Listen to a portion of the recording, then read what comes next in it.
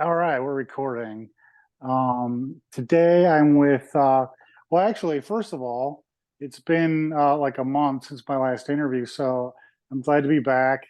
Good, good to be recording again. This is my favorite part of the channel. Um, I've got today Suzanne Wheeler, who is with, she's a MagnaWave certified specialist, is it? Or Yeah, practitioner. I call them, or pra specialist is fine. Both. okay, Mhm. we'll say practitioner. Mhm. Uh, and I had her treat me with a MagnaWave pen, which is pretty good.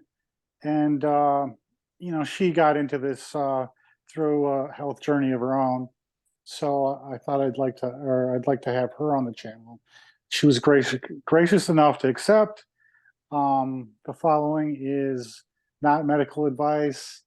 This is a lot of personal journey stuff. Um, Maybe some tips and tricks at the very most. Find a good doctor, preferably outside of an HMO. See, and work with them. All right, so uh, welcome, Suzanne. Thank you. Yeah, can you just tell me about yourself a little bit in general? Yeah, absolutely. My name's Suzanne Wheeler. I live in the Minneapolis area here in Minnesota. And I am, as Alex said, I'm a MagnaWave PEMF practitioner. PEMF is pulsed electromagnetic frequency, and MagnaWave is the brand that I'm trained. I'm trained by MagnaWave, and the devices that I use are specifically from MagnaWave. I have chronic illness. I've struggled with chronic illness since late 2002, but had some recent improvements once I started with a couple drug protocols for my illness, which is myalgic encephalomyelitis, or otherwise known as chronic fatigue syndrome. That's the term that people are more familiar with often, and I'll refer to it as ME CFS for short. I'm a mom. I have 3 girls. I love horses. I love knitting, gardening. I've been married for 27 years, and I'm a former Army helicopter pilot, UH-60 Black Hawk pilot. And then I worked in corporate America for about 20 years after that, before I started doing what I do now with MagnaWave. Cool. Well, could you tell let's see, I mean, first of all, Black Hawk helicopters, like, how can we not recognize that? That's so cool. The so what happened? How did you get sick? What transpired? I assume you're working in the corporate world and something starts to show, something starts to happen. Yeah, I was working in the corporate world. I had my 3rd daughter, and during delivery, I had a pretty traumatic birth. I bled out about half of my blood volume, so I had to have pretty major blood transfusions after right after I delivered. And within about, I managed getting through that pretty well as could be expected. But about 5-6 days later, at that point, I was home from out of the hospital, and I started getting all over body pain, extreme fatigue. But I didn't think too much about the fatigue at the time, because it would be normal to be fatigued after having a baby and having that kind of birthing experience. But I had an immense body pain that started, just radiated throughout my whole body. Headaches, brain fog, but the fatigue was pretty intense too. And it felt a little bit like I woke up one day with a flu, and I felt feverish, fluish, and the flu just never left. And this was back in late 2002. So that's really my first indication of getting sick, was a trauma, to my body. Years later, once I finally found medical help through Stanford University in Palo Alto, California, because they have a specialty clinic for chronic fatigue syndrome, I found out that I have Epstein-Barr in my body. So who knows? I mean, I definitely had Epstein-Barr. It's hard to know if it was latent and maybe reactivated when my body went through trauma, or if it was, perhaps there all along. Maybe I had it when I was younger. I'm not exactly sure. Maybe it came through the transfusions. I mean, it's impossible to really know, but I can pinpoint the exact time I got sick, basically. That's really it. And I continued to get, it came on suddenly, but then got progressively worse throughout the years. I kept working, kept pushing through it. I didn't have a name. I didn't know what exactly was wrong, but I, sought out lots of different types of medical professionals, kind of like you have with some of your chronic illnesses or your chronic illness, and really didn't get a lot of relief in my symptoms until I finally got out to Stanford and finally was introduced to the MagnaWave PEMF process. So I have a protocol that works pretty well for me now. Oh, so that's where you found the MagnaWave, was it's over at Stanford. That was one of their adjunctive, or No, nope. They were kind of separate. I found the MagnaWave on my own through a horse event. Actually, my sister found it for me. And at this point, I was no longer working. And I had to quit working in early 2015. And I was pretty much homebound and about 50% bedbound in my day. And so I was pretty desperate for some relief for my pain and fatigue. And so my sister was always, how families always trying to come up with ideas to help, or friends and family are. And it seems like a lot of times those ideas don't work, but this was one time where she was at a horse show and she saw a presentation from a MagnaWave practitioner from North Dakota. And he was presenting more based on horses because they've used pulsed electromagnetic frequency in the horse industry for a couple decades. Specifically in the racing industry, it gained popularity pretty early. And she talked with him about, can they use this on people? And he said, absolutely. Lots of people use it. Lots of sports professionals use it. People use it for chronic pain, for injury rehab. And so she called me right from the horse show, and I was researching it on the MagnaWave website, probably within 10 minutes of getting that, And so what I did initially, because I didn't know much about it, but the little bit that I had looked into it at first, it looked interesting. I was a little bit skeptical, as we often are with, new treatments that we're trying for our illness, but it kind of made sense to me because pulsed electromagnetic frequency helps get to the cellular level, and it helps your body oxygenate better. And part of my issue with the Epstein-Barr virus is it's shut down my metabolic system so that my body doesn't utilize oxygen properly to produce ATP, adenosine triphosphate. So it made sense for me to try it. And, the great thing with MagnaWave is you can rent a machine. So it was a pretty low commitment, low investment, very doable to do initially. But when I got that device, I started using it right away, and it was pretty amazing. Within about 2 weeks, I had significant pain relief. It took a lot longer for some of my other symptoms, but I could tell that I was getting pain relief from it. So that was kind of the start of my journey with pulsed electromagnetic frequency, and also my start of my journey of healing and helping my body to heal itself a little bit. and Yeah, improve. for me, I had a similar experience. I went to, I used a different machine, Hmm. than the MagnaWave. Um, I don't want to compare machines, but Yeah, it's a good one. there's It's yeah, a very good one. there's hundreds of brands out there. MagnaWave. That's why I always say MagnaWave is a brand.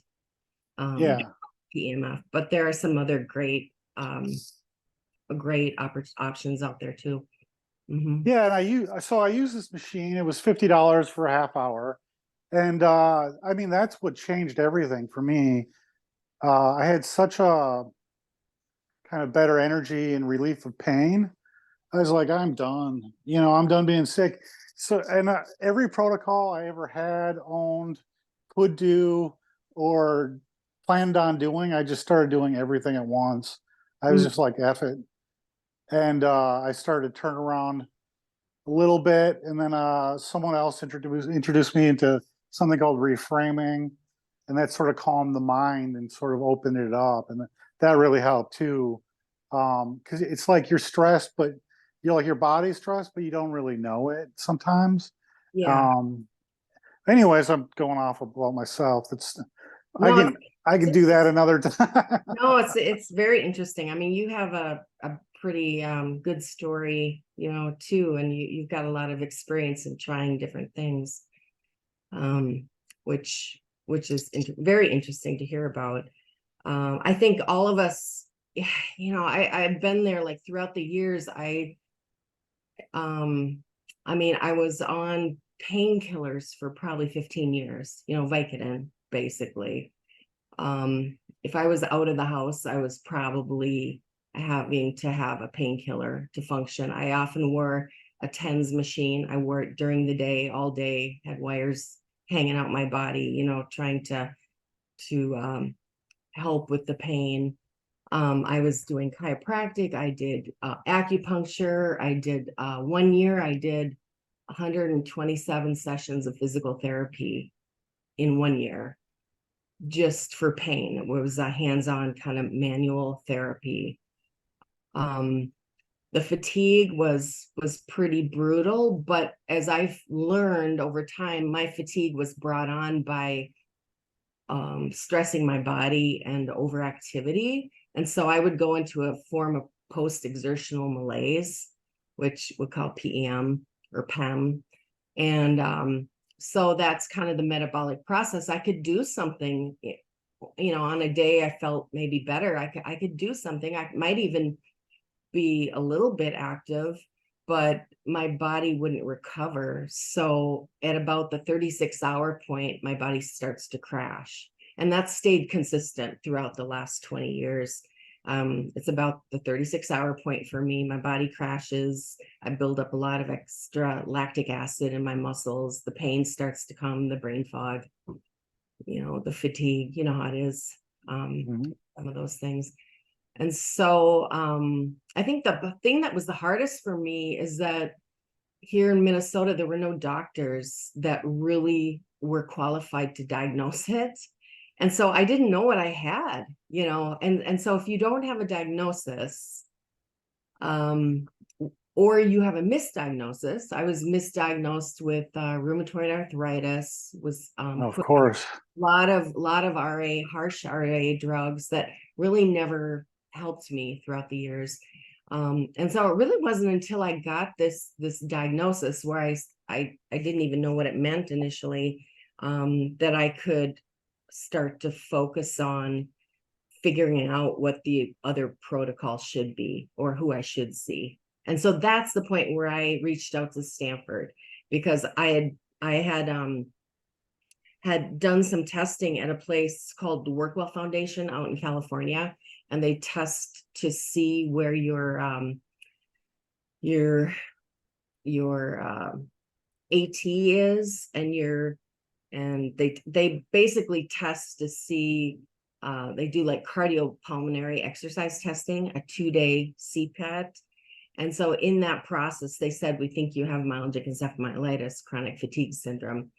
And so I reached out to Stanford because they told me that might be a good place for me to see. So I got all my records sent there and got in there quite quickly. And then they were able to confirm that that's in fact what I had.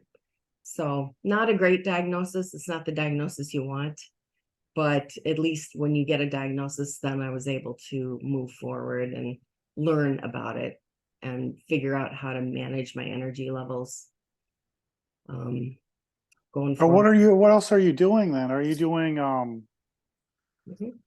well, I don't know, have you done some chelation or, Rife machines or anything else? You just straight to the Um, PEMF and I yeah, what assume I it's yeah, diet. yeah, some diet. Mostly for me, try to stay mostly with the Mediterranean diet, and that's been feel about the best I can feel on that. I eat a lot of vegetables. I'm a gardener, so I eat everything I grow pretty much. Um, and then I do, like, along with PEMF, I do some red light therapy. And that's been helpful for, like, if I'm having joint pains, when I'm crashing, I get a lot of joint swelling throughout my body. That's pretty painful. I also will do brain tap. I don't know if you've heard of brain tap, but Oh yeah. yeah, have you heard of brain tap? Yeah. So I do I want that. to get one, but I want to try it first because you know how many things don't work, seriously, No, or do so little they're not worth messing with, you know. yeah, I use brain tap,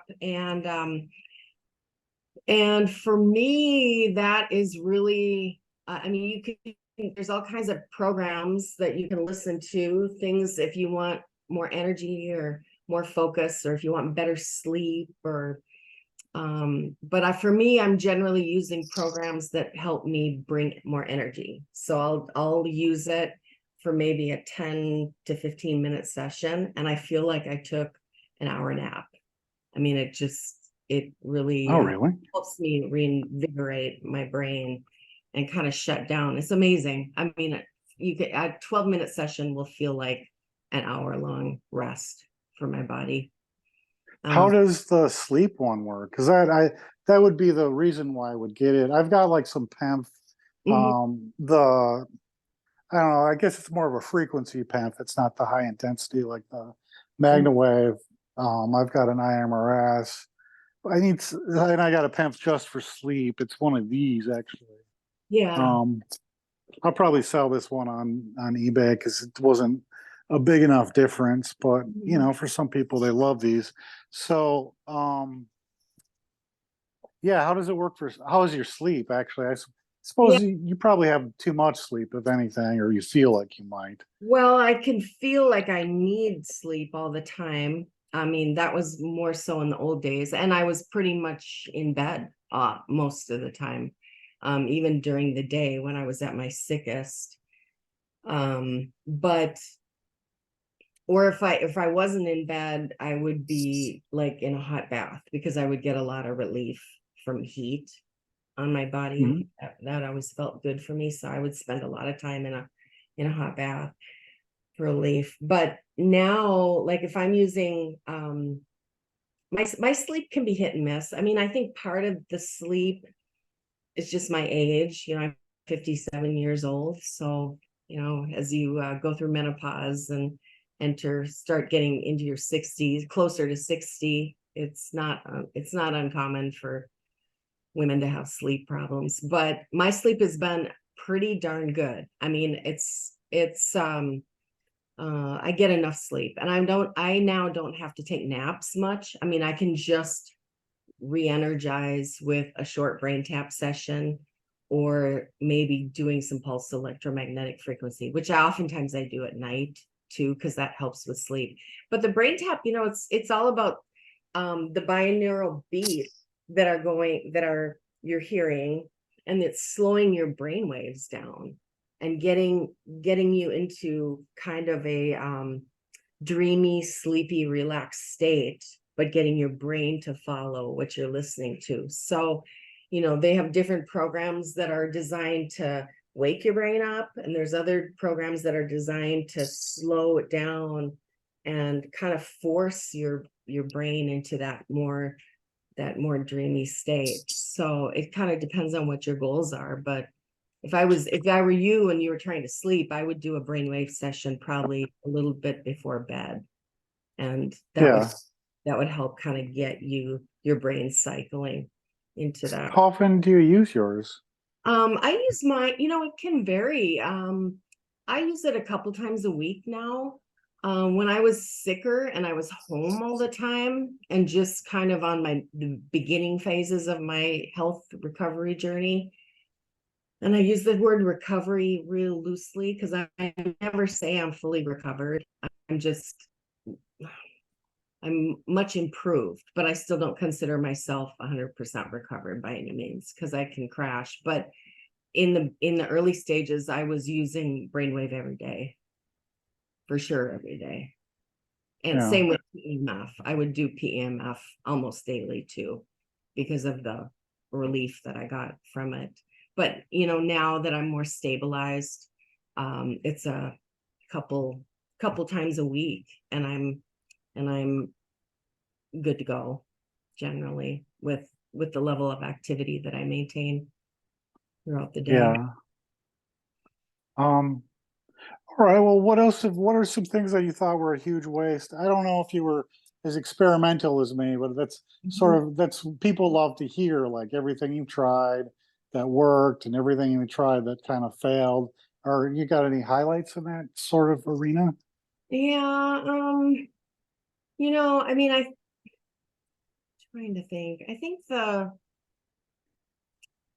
some of the things, nothing was a total waste. I guess I would get really short-term benefits from, like, even from chiropractic. Like, I'd get a little bit of relief, or from acupuncture. I mean, I think acupuncture, so many people have amazing results from acupuncture. I couldn't really get much benefit from it other than maybe the day afterwards, and I would feel a little bit better.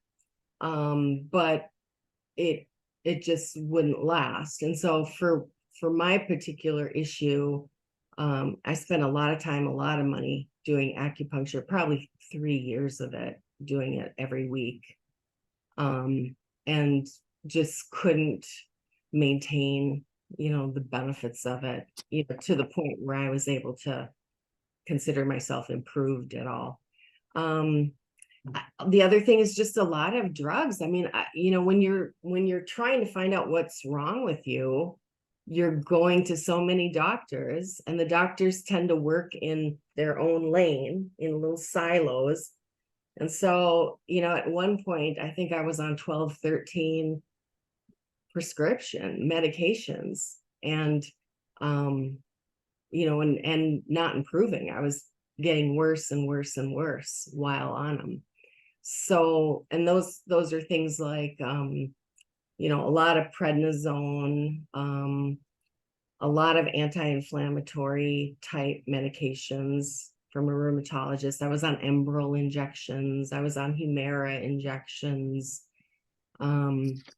Just, plus pain pills, plus doing like spinal injections, a lot of cortisone injections. I did that in my hips, my back, my spine areas, mostly for pain, and with very little results, but you just keep trying.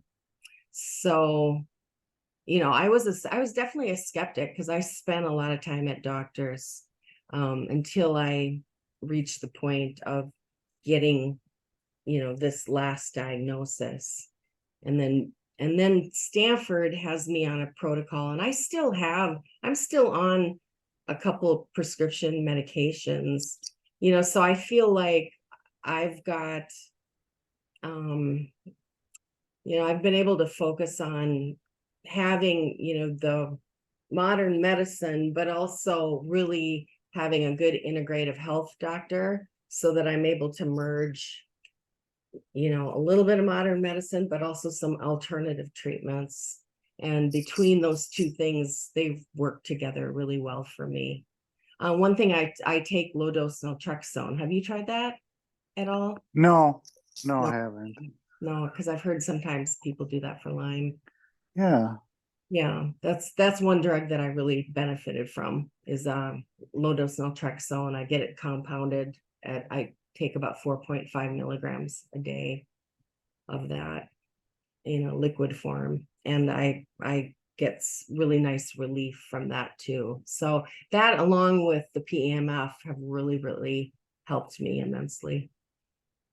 All right. So those were your bigger, those are your top two then, I guess. Yeah, that's really my top two. Those are the ones that I think I noticed significant change, and where my husband noticed change too. He I used to, be in bed all the time.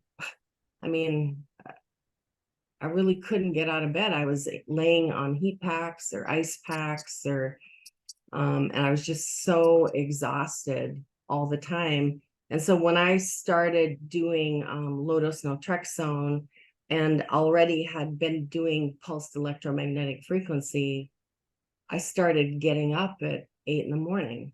And then pretty soon it was 7 in the morning. And I used to not get out of bed till almost noon. And then I'd be lucky if I just moved to the couch for a couple hours. So my energy started coming back with low dose naltrexone and the MagnaWave. And there again, like you're kind of like you said, you start trying multiple things at once. I usually was pretty good about trying one thing at a time. That's not good. That's bad. But Because it's going to take a lot of things to, it takes a lot just for of time. everyone else out there. Maybe it was good for you, but I'm telling you, for most people, that's bad. Like, you got to get your ass moving. Well, You can figure yeah, out what healed you later. That's my opinion, but yeah, go but ahead. the only thing is when I'm taking, like, with prescription meds, Oh, that's different. Yeah. yeah, like when I was integrating something that was a prescription med, I wanted to know if I was having a reaction to that particular medication or not. Yeah, I forgot you're into the Yeah, scripts a lot so more. with some of the prescription meds, I had to go one at a time. But it took a long time. I mean, I had been sick since late 2002, and I actually did not get diagnosed until 2017. So it was 15 years of searching for answers. Um, Yeah. and it's kind of a blur now because I feel And so much better. And yeah. you forget real fast. You kind of forget, but then you don't totally forget either. But yeah, it's hard to believe I suffered for 15 years. Um, That's rough. yeah, it is. It takes a lot from your family, it takes a lot from your career, lots of stuff. But I'm also very grateful that I've found something that I've benefited from. I mean, the challenge though is sometimes what works for me might not work for the next person, and that's the challenge with our types of illnesses too. Mm. Sometimes it's our DNAs are all so different. So Yeah. And you never like sought out like a functional medicine oh no, doctor or anything? I see a functional medicine doctor. Oh, okay. Yep, I do. And but the functional medicine doctor was kind of more focused on I mean, well, hormones and a lot of supplements. I mean, I've taken a lot of different supplements throughout the years. Yeah. Um, and I still take some supplements, but I don't take as many as I used to take. And I didn't really he didn't really give me my diagnosis because I think he got so focused on the rheumatologist's diagnosis of RA, which I don't Oh, test positive for. oh, no kidding. Okay. it's seroneg, they call it seronegative RA, which it can be kind of a diagnosis they give someone who actually doesn't test positive for it, but has all the symptoms. But the symptoms of RA can be very similar to chronic fatigue syndrome.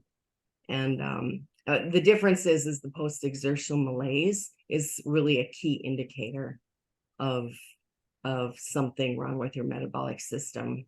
And that's real a good sign that chronic fatigue syndrome is a primary issue. Because with RA, they'll, some people can kind of still move and maybe exercise a little bit. And for me, I can't. I have to keep my heart rate low. Otherwise, I can put myself into a crash. So that's probably the big difference for me. All right. Well, there's something I want to add about the PAMF. So this is definitely not coming from Suzanne. There is a whole nother group of people into the high intensity flash PAMF. That would be Bob. It was sort of like the Bob Beck protocol, where their PAMF is, he believes, and that whole school believes, that that sort of blast of electrical energy that you get with the large field change is actually killing pathogens sort of in a broad spectrum. I can talk about it freely. She can't. I think she's going to have to talk about microcirculation, and I can't remember what else, cellular invigoration and stuff like that. And I don't even know if she's on board with me on this one.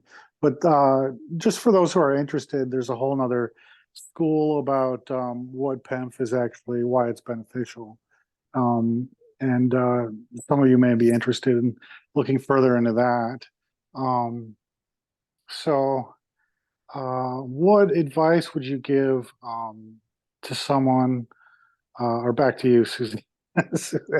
Back to you. What advice would you give someone just kind of, suddenly afflicted with something mysterious? Perhaps they've gotten, I don't know, some anti-inflammatories and antidepressants and a pat on the ass. What would you tell them? Well, I think that trying any form, any company's pulsed electromagnetic frequency could be beneficial. I think it's worth trying, and it really doesn't even matter what brand. I mean, whatever you have access to is worth trying. Now, there are different, with the devices, there are different strengths of devices. And so some of that is a preference, like on whether or not you like to feel it, or do you not want to feel it? I mean, some people like the pulsing motion, and other people just want it to be a lot lighter and kind of in the background. So that's all a personal preference. But I think for chronic illness in general, or if you have like an acute injury, like something that just came up, maybe a knee issue, or you just had shoulder surgery or something, I think that getting a magnetic pulse into the tissue can definitely help reinvigorate. It helps your body heal itself more naturally. I mean, ultimately, the pulse is it's getting into the cells, and it's been shown that PEMF helps increase the binding of calcium ions to a protein called calmodulin, and that helps increase the tissue repair mechanisms in your body. And when calcium binds to calmodulin, there's an enzyme stimulated that releases nitric oxide, and that nitric oxide release will help with chronic pain. And so once you're able to do that, you get better natural healing. So it's and whether it helps you immediately or maybe over time, we don't know. You don't know until you try it. But yeah, I always say, if you have a really chronic issue, it's going to take more than 1 or 2 sessions. And if you have a little bit lower powered machine, you're still going to get benefit. You're just going to probably have to use it for longer periods, for a longer time. So it just depends. But I'm able to do sessions for if you're in the local Minneapolis area or one of the outlying suburbs. I'm able to do sessions. I work with horses, humans, and small animals for PEMF. And so that's a way for someone to try it. You know, if it's something that you really feel like you're getting benefit from, then sometimes getting your own device is a better option. But not everybody wants to get their own device either. You know, sometimes you just want to try 3-4 sessions and see how it works for you before you invest in something like this. So, All right, cool. Well, let's see. I'll get some.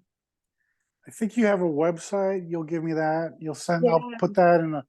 links in the description below.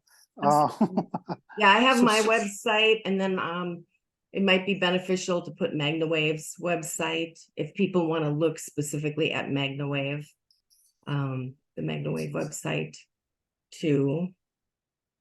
And I'm sure you've got other PEMF sites, you know, certainly list that, because I think the more information, the better. You just have to do a little bit of research on your own, and yeah. then contact me if it's something you decide you want to try for either yourself or maybe an animal, if you have an animal that's in pain or has a health condition. Yeah, for sure. So that'll be in the links in the description below. Hit subscribe. I make a video every 2 or 3 weeks, so it's not a problem. It'll be easy on you. It's an easy, it's really what you're doing is a favor to me. I love doing this. I love helping people. I know, from some of the comments that I really, some couple of people were really helped. So please hit that subscribe button. And we'll end here. I won't end us. I'm gonna stop recording and then we'll just kind of wrap up. So thank you, Suzanne. And see y'all soon. I hope I can throw together another interview.